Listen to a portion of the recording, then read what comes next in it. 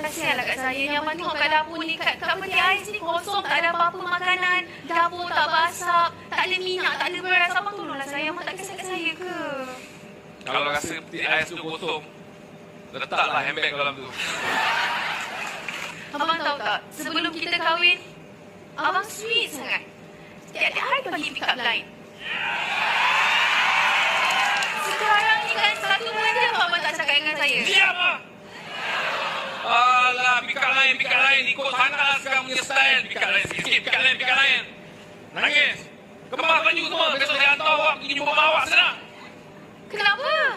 Saya cakap terima kasih sebab lahirkan orang penyabar macam awak. Power bank saya mana nampak? Power bank tak nampak. Kenapa? Awak perasan tak kat power bank tu ada tulisan kecil je kat power bank tu? Tak perasan. Macam tu lah saya, awak tak perasan. Tapi saya ada time awak lemah.